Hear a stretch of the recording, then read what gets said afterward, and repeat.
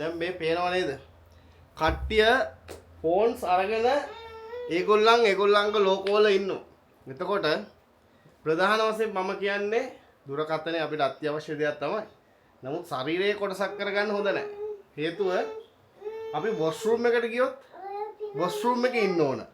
Bus එකේ ගියොත් bus එකේ ඉන්න විදිහට අපි ඉන්න ඕන. හේතුව වොෂ්රූම් එකට ගිහිල්ලා එක එක දේවල් අමතක වෙන්නත් පුළුවන් මේ ෆෝන් එක දිහා බලාන ඒ ලෝකෙට ගියාම ඉන්ටර්නෙට් එකේ අතරමං වුණාම.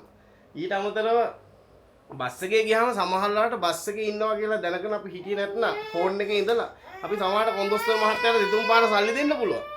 එතකොට කාටද වාසිය? කොන්දොස්තර මහත්තයාට. ඉතින් මෙහෙමයි. අපි දැන් ගත්තහම ගොඩාක් නූතන පරම්පරාව ෆෝන් එකට ඇබ්බැහි වෙලා ඉන්නවනේ. මේ අපේ සියලු දෙනා ඇතුළු කට්ටියම. එතකොට ෆෝන් එකට ඇබ්බැහි වුණාම වෙන්නේ මොකද්ද? විශාල හානියක්. දැන් ගොඩාක් බලපුවාම ඇක්සිඩන්ට් වලට හේතුව තමයි මේ දුරකථනය.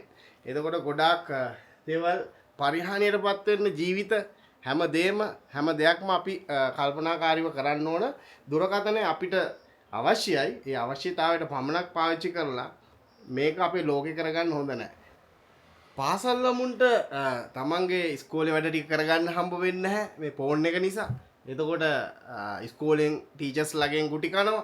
ඒ වගේම හස්බන්ඩ්ට වයිෆ් ගැන හොයන්න වෙලාවක් නැහැ. වයිෆ්ට හස්බන්ඩ් ගැන හොයන්න වෙලාවක් නැහැ. සමහරවිට ගෙදර උයන පියන එක උනත් කරගන්න විදිහක් නැති වෙති. ඒ වගේ දේවල් වෙන්න පුළුවන්. ඉතින් ගෙදර අස්පස් කරන එක ක්ලීන් එකට තියාගන්න එක ඒ සියලු දේ මේ ෆෝන් එක නිසා අතපසු වෙන්න පුළුවන්. ඉතින් මෙහෙමයි ෆෝන් එක අපේ ලෝකෙම කරගන්න නැතුව අපි හරියාකාරව මේක බැලන්ස් කරගෙන යන්න ෆැමිලි ලයිෆ් එක එතකොට පාසල් ජීවිතේ තරුණ ජීවිතේ ඒවා හැමදේම බැලන්ස් කරගෙන ෆෝන් එකත් පැත්තකින් තියාගෙන අවශ්‍ය වෙලාවට යූස් කරලා වැඩේ කරගෙන හැම පැත්තම බැලන්ස් කරලා යුතුයමයි ජීවිතේ රයිට් ජය වහිනා